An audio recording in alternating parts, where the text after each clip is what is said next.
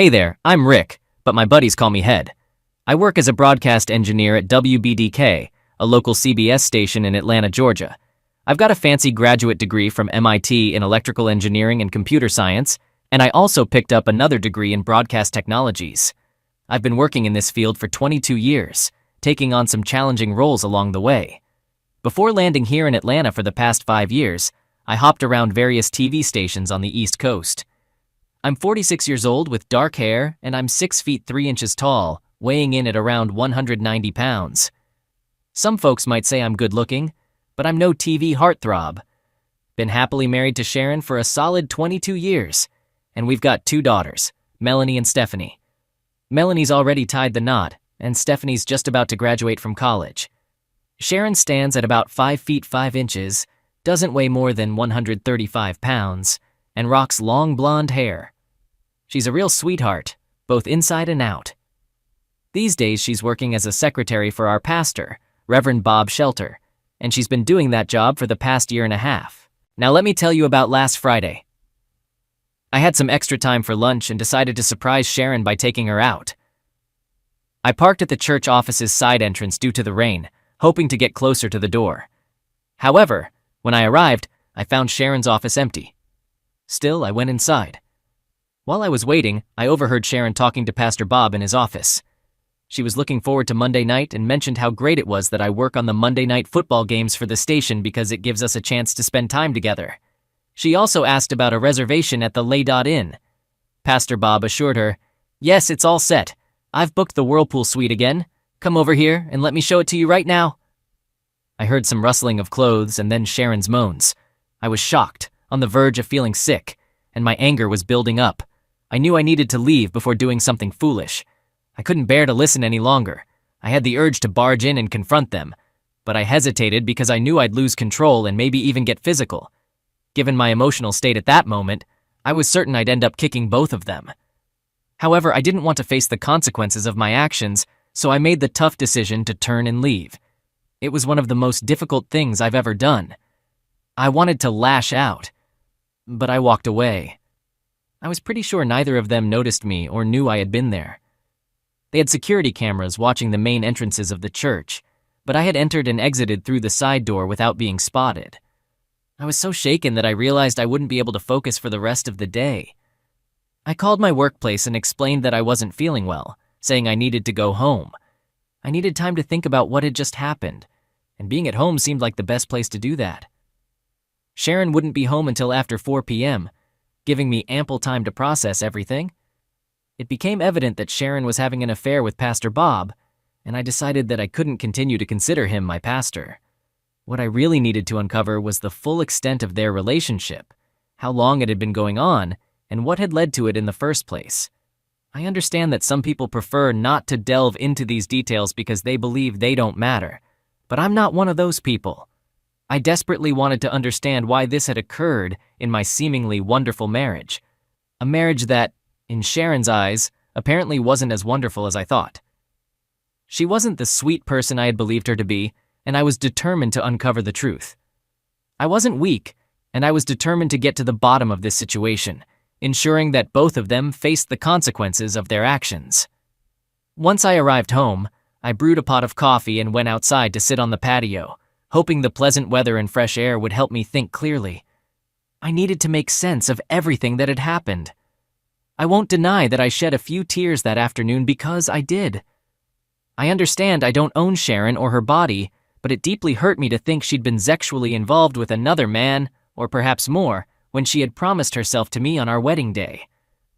Some might not take those vows seriously, but I did, and I believed she did too.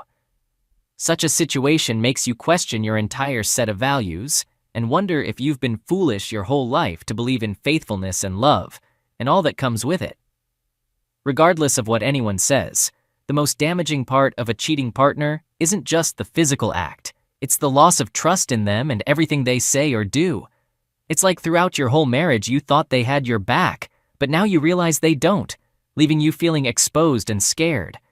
Despite being 6 feet 3 inches tall and weighing 190 pounds, I felt vulnerable and frightened. It underscores how a cheating spouse can affect a person's emotional well-being. As I sat there, Battling my emotions and trying to stay calm and logical so I could process everything, I realized there were things I had questioned in the past but let go because of the trust I had in Sharon. These were little things that didn't seem significant at the time, but had now formed a heavy lump in the pit of my stomach as I connected the dots. How could I have been so foolish?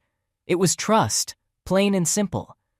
I had put my trust in her, and today, that trust lay shattered. What I needed were cold, hard facts. I wanted to know why this had happened. I wanted to understand the duration, frequency, locations, and who else might be involved. My trust had evaporated, and I was determined to find the answers I needed. As an update, I didn't think I could face Sharon just yet without revealing my feelings, so at 3 p.m., I decided to leave the house before she returned. I drove into town and stopped by the station to pick up a few things I'd need for the next couple of days. I popped into my boss's office and asked for a couple of days off early in the week, explaining that I was dealing with some personal issues and not feeling well. He agreed, so I left and went to Frankie's to hang out until I had to go home. Around 5 p.m., I called Sharon to let her know I'd be stopping for a while and wouldn't be home for dinner. She seemed annoyed with me and mentioned how she was feeling amorous tonight, and I would have been in for a treat.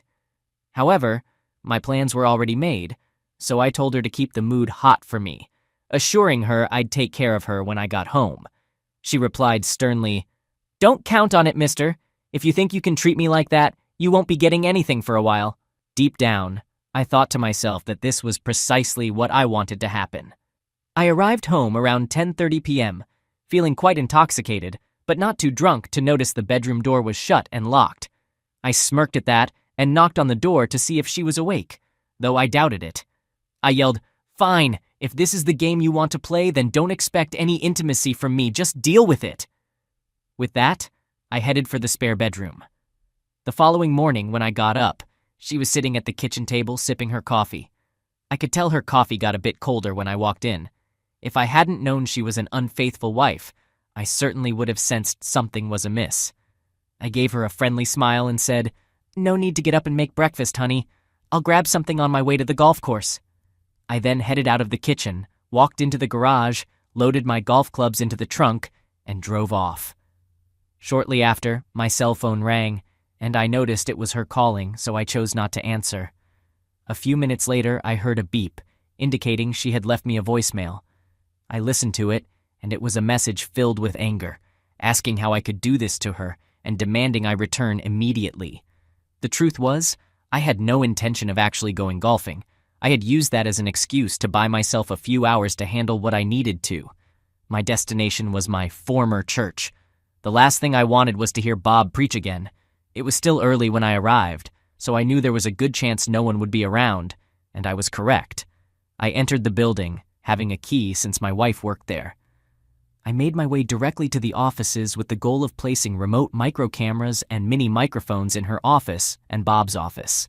It didn't take me long to set it all up, and I concealed the transmitter behind some old hymnals in the supply closet across the hall. I had the receiver in my trunk, and I wired it into my car's electrical system. This way, I could monitor their conversations and activities whenever they were in their offices. While I didn't expect them to do much at the church, I was confident that I would gather valuable information by watching and listening to them for a few days. Once I was sure everything was functioning correctly, I snooped through her desk but found nothing of significance. However, I did notice a large asterisk on her calendar for Monday, which aligned with what I had overheard on Friday. I would be prepared for whatever might happen on that day. Next, I entered Bob's office and conducted my search there. I didn't have much luck finding anything incriminating, but just when I thought I was out of options, inspiration struck. It was ironic, considering I was in a church, but I had a thought. I decided to check the filing cabinets for church expense receipts. Lo and behold, I stumbled upon a file containing several receipts from the La Dot Inn in Roswell. Some were from the end of 2019, and a couple were from the spring of 2020. Realizing I was pushing my luck by staying too long, I hastily made copies of the receipts to take with me. I then tidied everything up and made my exit. My next move was to head over to the golf course and park in my usual spot. I made my way to the clubhouse and gravitated towards the bar. I wanted to ensure that a few people there would remember my presence. I found a table in the back and ordered a Sprite, spending a couple of hours there. During that time, I scrutinized the receipts carefully and discovered that the two from late 2019 were both for Mondays, and the two from the spring of 2020 coincided precisely with dates when I had attended a conference at CBS headquarters in New York. What infuriated me the most was that Bob had the audacity to charge those motel rooms to the church, disguising them as conference room rentals for meetings. He was rendezvousing with my wife in a motel, and I had unknowingly footed the bill. While we had been contributing to the church, I decided that there would be no more donations from me. Their reckoning was drawing near, and all I needed was a bit more evidence to seal their fate. I was certain this affair had been ongoing for close to a year, if not longer, which aligned with the hints I had picked up on earlier. My hunch was that Bob had been involved with her even before she started working for him. She had a good job as a receptionist at the Telfor Corporation, but she eagerly accepted the opportunity to work for the church, saying, "Honey, it'll be so close to home, and I'll be working for the church. What could be better than that? Plus, the pay is almost as good as what I was making at Telfor. How can I pass this up?" It sounded great. Closer to home, church employment, and nearly the same pay. However, it was clear she was more interested in the extra perks. I couldn't believe how blind I had been. It filled me with anger, but it also sickened me to think that my loving wife could betray me like this. I was determined to make them pay for their actions. I decided it was time to do some investigating. I went out to my car and connected my iPod to the frequency of the receiver I had in the trunk. After scrolling through a few minutes of data, I saw Bob enter his office. He picked up his phone and made a call. I regretted not having placed a bug on his phone, but there was nothing I could do about it now. I had to settle for hearing one side of the conversation. "Yes, Sharon, I'm at the church. I came right after you called me. Why don't you tell me what's bothering you?" I thought, has he ever done this before? I see. What do you think set him off? Then he asked, "Do you think he's suspicious of anything, Sharon?" With a laugh, he continued, "All right, well, you can get back at him on Monday night." After hanging up, he sat there and thought. Just as I was about to shut down the transmission, he mumbled something almost inaudible, but I managed to capture it. I made sure to save that soundbite, knowing it might come in handy later. After shutting down, I drove back home. I figured it might be a bit chilly there, so I started mowing the lawn and took care of some basement chores. When I walked in, she didn't say much to me, but the tension in the air was palpable. During dinner, I chose to ignore her, and she sat there, staring at me. Eventually, she tried to start a conversation by asking what had been bothering me lately and why I had been acting strangely. I responded by reminding her that she had locked me out of our bedroom the previous night and that I rarely went out with my friends. I pointed out that the one time I did, she had become upset and made threats, so the situation was a result of her actions, not mine. In frustration, she retorted with an expletive. I noted that her language didn't align with the behavior expected of a devout Christian woman, considering her strong faith. Her reaction clearly displayed guilt on her face, and I couldn't understand how she thought I wouldn't notice. Nonetheless, she managed to regain her composure and eventually left the table. I thought to myself that when everything came to light, she wouldn't handle it gracefully. Later in the evening, she entered the family room where I was watching television with slightly reddened eyes, indicating that she might have been crying. The rest of the evening unfolded without any major incidents. When I was ready for bed, I walked down the hallway to the spare bedroom and settled in. A few minutes later, she entered the room and stood there. I asked her, "What do you want?" She inquired, "Aren't you going to come to bed?" I replied, "Nope. You've made it clear that there won't be any intimacy in the near future, so I might as well get a good night's sleep alone in here." With that, she left the room in tears. Honestly, I didn't care. On Sunday morning, she woke me up at 8 a.m., dressed for church, and invited me to join her. I declined, explaining that I had no plans to attend. She left the room with a certain look on her face, suggesting she was beginning to understand the situation. Later, she left the house, and we didn't exchange many words throughout the day, each retreating to our respective rooms. Monday morning, I left the house without encountering her or engaging in conversation. She called me, her voice heavy with tears, expressing her apologies and love. I assured her we would discuss everything upon my return that evening and hung up. Then, I contacted my boss, informing him of my day off but confirming my commitment to covering the Monday night football game.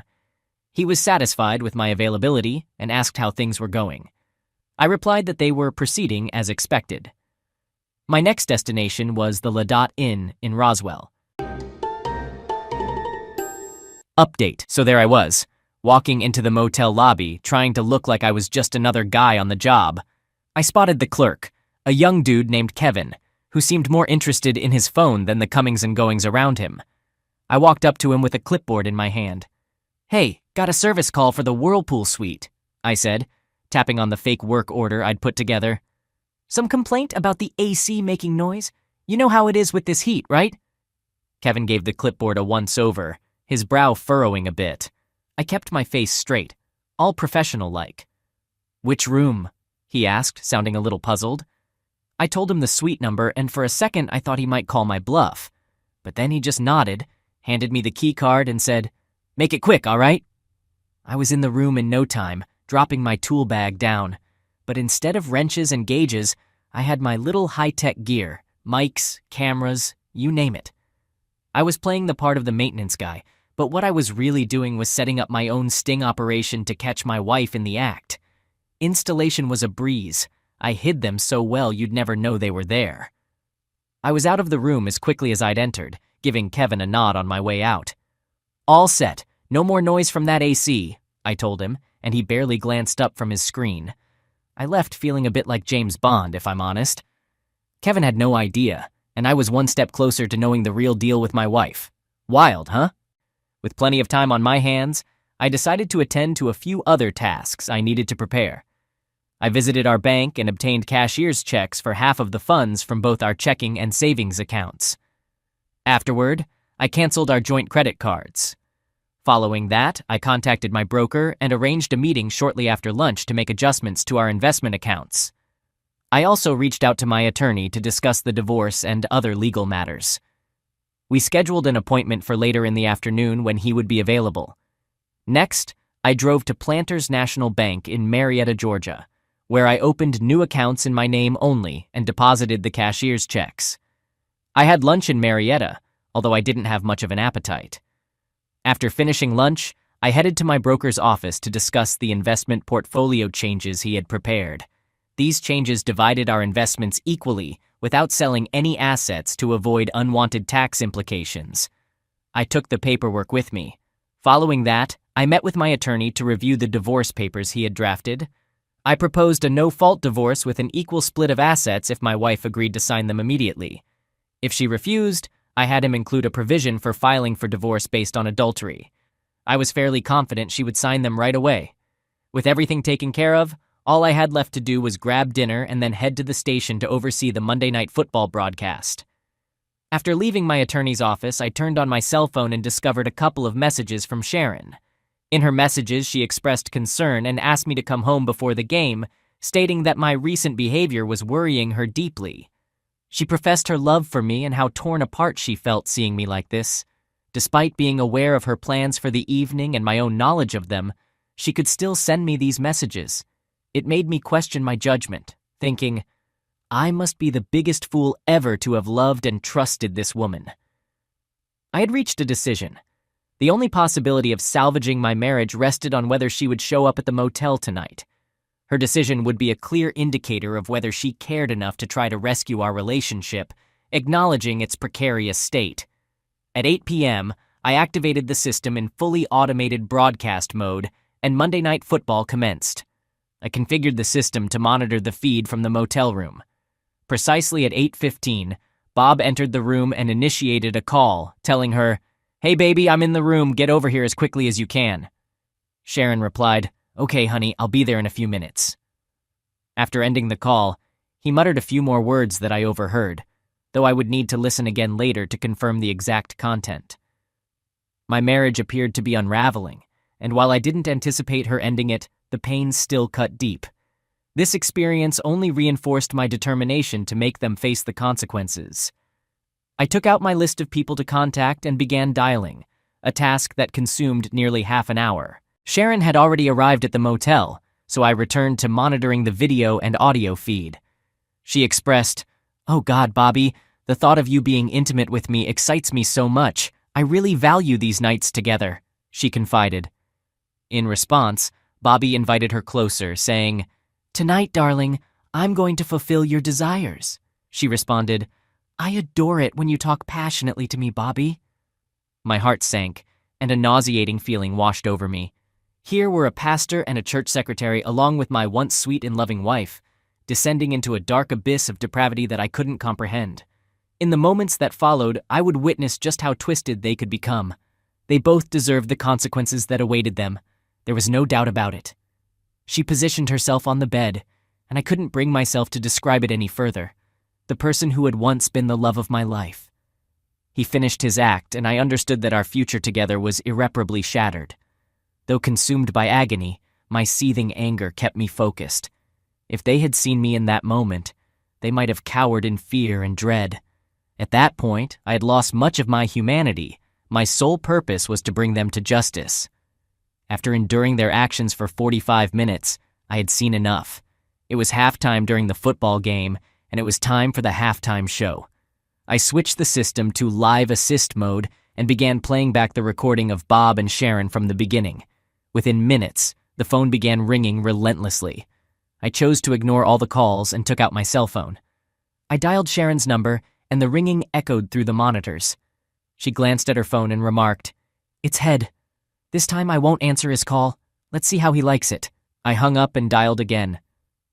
"I suppose I should answer it," she finally conceded, retrieving her phone from her purse. Sharon responded with a venomous tone when I greeted her, saying hello. Curious about her whereabouts and intentions, I asked about her location and what was happening. She explained that she had gone shopping since I hadn't called her earlier and planned to grab some food before heading home. In a somewhat sarcastic tone, I inquired if she was shopping at the moment, to which she confirmed and mentioned her intention to spend a significant amount of money. Unable to hold back, I retorted by thanking her for being such a wonderful wife, with a touch of sarcasm. In response, she shot back, telling me not to speak to her that way and expressing her confusion about my recent behavior before saying goodbye. There she was, using that term again. No, Sharon. The real issue was Bast Bob in her motel room.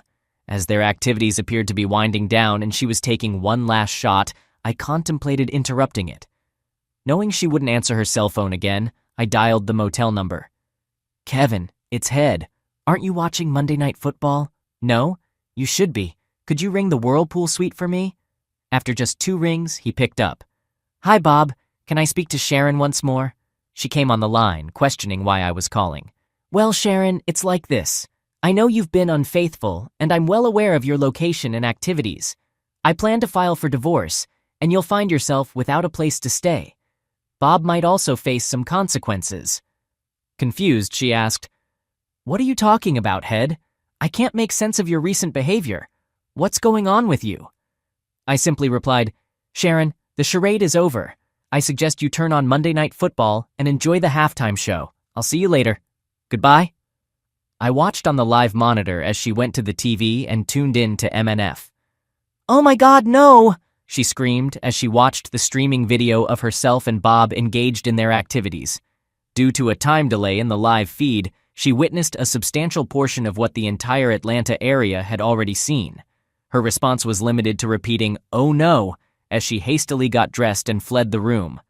Bob was equally frantic to leave, uttering curses all the while. "I will kick that son of a bish. I will kick him," he muttered, unaware that his muttered words could come back to haunt him. Once they had vacated the room, I promptly turned off the monitors and allowed the video stream to continue for 1 more minute. Then, I switched off the live assist mode and returned the system to its fully automated broadcast mode. I retrieved the tape and left the broadcast booth, knowing it might be my last visit to the building. I took a few personal items from my desk as well. Final update. I spent the rest of the night at Frankie's, and yes, my performance during halftime became the hot topic at the bar. After the game concluded, I hailed a cab and headed home. When I arrived, I found Sharon sitting alone in the darkened living room. The phone had been disconnected, and it was evident that she had been sobbing uncontrollably. Her tears didn't move me. As far as I was concerned, it was all over. She cried and asked, "How could you do this to me, Head? After all these years together, how could you?" I responded firmly, "No, Sharon. The real question is, how could you do this to me? I'm drunk, and I'm going to bed. We can talk tomorrow." She remained motionless as I left the room and retreated to the spare bedroom. The next morning, I woke up with a nasty hangover, and she was still on the sofa with dark circles under her eyes. It appeared she hadn't slept at all, but again, I didn't care. She had brought this upon herself. I nonchalantly put the phone back on the hook, and it immediately began ringing. For the next hour and a half, I fielded calls from family members, including her parents, friends, church acquaintances, my now ex-boss, and both of my daughters. They were deeply upset by what they had witnessed, and nothing I said could console them. I understood that it was harsh for them to have seen what they did, but they were adults and would eventually move past it. I also received a call from Mrs. Bob, who inquired about whether I had kept a tape of the entire incident. I assured her I had a copy securely stored and would provide it to her if she needed it. It was evident that everyone I had called had watched the Monday Night Football halftime show, and they didn't hesitate to let me know. Some were angry due to its explicit content, while others, like Sharon's parents, considered my actions terrible for exposing her like that. However, most people were sympathetic and understood my perspective. It was a challenging ordeal, but it was the price I had to pay for my actions. Sharon remained seated, sobbing throughout the ordeal. Eventually, I left the phone off the hook once more and went to prepare some coffee. When I returned, I offered her a cup and handed her the divorce papers and investment documents she needed to sign. I stated, "Sharon, I'm filing for divorce. After discovering your infidelity and witnessing what I did last night, it's clear you've been cheating on me for at least a year or longer. There's no way I can continue in this marriage." I held up the papers. "These are the divorce documents, and if you read them, you'll see I'm requesting a no-fault divorce and proposing an equal division of our assets. To proceed with this, you must sign both the divorce agreement and the agreement for splitting our investments right now. There will be no negotiations or modifications to these documents. They are entirely fair to you," I explained. "I'll give you until 5 p.m. today to consult with an attorney and confirm that my offer is fair. At 5:01 p.m., the deal is off the table and I'll file for divorce on the grounds of adultery. I'll seek a property distribution based on both our individual contributions, with mine being significantly greater than yours, and our respective incomes. In essence, I'll go after everything I can. Let's be clear, this is the best deal you can get, so consider it seriously," I warned her. "And in the end, it would be unwise to contest a divorce based on adultery when the whole of Atlanta will know it's the truth. Everyone will know you've been unfaithful. This is what you wanted, as I overheard you tell Bob. Your wish has been granted, and now everyone knows it. Take the deal, Sharon." Desperately, she pleaded, "Head, I love you and I want to save our marriage. Can't we try to work this out?" I responded firmly, "That may be true, Sharon, but it doesn't matter. Love is irrelevant. I won't remain married to you. Our marriage ended when you chose him over me, and whether you believe it or not, that decision was made when you engaged in your affair with him. Now, I'd advise you to freshen up and consult with an attorney. Time is running out," I suggested. Later that afternoon, she returned home with the papers. "My attorney recommends that I sign these papers, Head. He believes you've made a fair offer given the circumstances, and he thinks I should take this settlement," she said. "Head, can we talk? Can you listen to me and perhaps consider forgiveness and working together to salvage our marriage?" I agreed to sit down and listen because I genuinely wanted to understand why she had done what she did. I also wanted to know if this was the first time it had happened in our marriage. We sat at the kitchen table and she began explaining everything. She revealed that there had been no other affairs before this one. It had started shortly before she began working for Bob. She admitted that she didn't really understand why, because she had been completely happy with me, but she couldn't deny that something had drawn her to Bob. She mentioned his charismatic demeanor and the feeling that he loved her. So here's Sharon, everybody. She's kind of like someone saying my bad after messing up in marriage. She's saying sorry a lot, trying to fix her mistake with some tears and a sad face. It's like she thinks feeling bad is enough to fix everything, even after she didn't take her promises seriously.